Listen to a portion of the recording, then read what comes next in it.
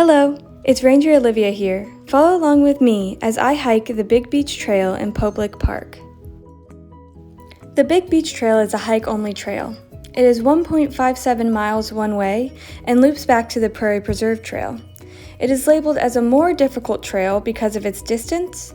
It has slight inclines and uneven footings throughout.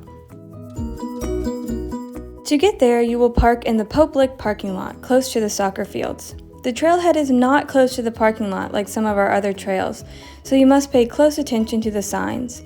You will walk a little over half a mile from this parking lot to get to the trail. Let's get started.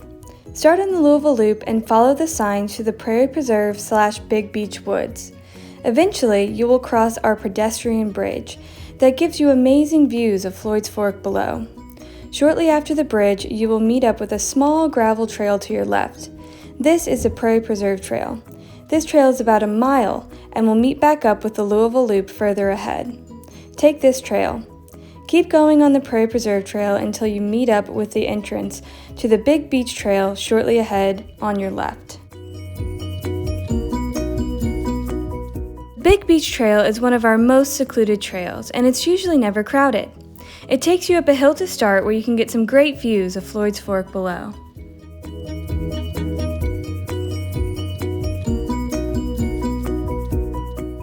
This trail takes you through a large variety of forest. Here, we are in a dense stand of red cedars.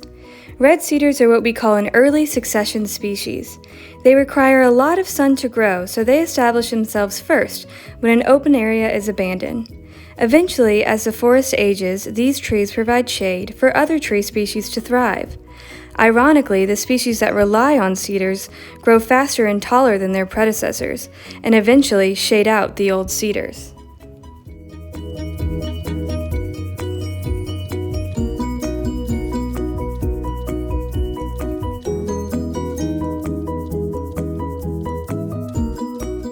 Next, you may find clues that parts of these woods are old and have been almost untouched. Here we have a beech tree for which this forest is named. Beech trees only start to grow once the forest is well established. This slow grower can live well over 300 years, and given the size of this tree, it could have been here before Kentucky even became a state. Large stands of these trees, like the ones found in these woods, are some of the oldest forests in Jefferson County. Unfortunately, its smooth bark seems an inviting place for some to profess their love. Please never carve on these trees, or any trees. Just as you get a cut on your skin, cuts on trees' bark can open them up for infection that they may not be able to heal from.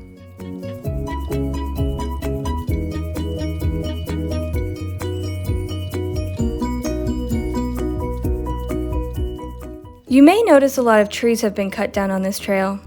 Most of these trees are ash trees that have suffered from the emerald ash borer. These are an invasive insect that lay their eggs exclusively in ash trees. As the eggs hatch, the larvae eat the cambium layer of the tree. They leave a noticeable S pattern in the bark, seen here. Without the cambium layer, the tree eventually dies. Unfortunately, because these bugs are not from here, ash trees weren't able to build up a defense in time. This ambush attack has wiped out millions of ash trees all over North America, leaving forests looking like this. This is possibly the most destructive alien species to invade North America to date. Not all is lost though. Forests are more resilient than we may think. Possibly some of the ash trees will have a genetic defense to these invaders, or maybe the bugs won't find them all, and nature will find a balance once more. Science is doing many things to help protect and preserve the species. In the meantime, this forest has a way to make up for its losses. Large downed trees will open up small pockets of sunlight, which will allow saplings a chance to establish themselves.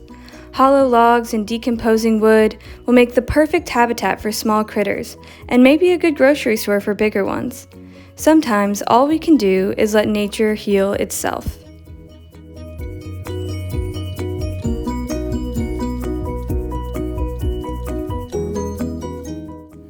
The final stretches of the trail will take you downhill, where you will find places to explore a creek. I encourage you to spend some time in the creek. You can find fossils and small critters living in the water, or just enjoy the sights and sounds. Just remember to return everything back to nature when you're done. During the spring, salamanders grow up in creeks just like this because there are a few large predators. These are juvenile salamanders. They will spend this phase of life completely underwater. As they reach adulthood, they will grow legs, lose their gills, and start life on land.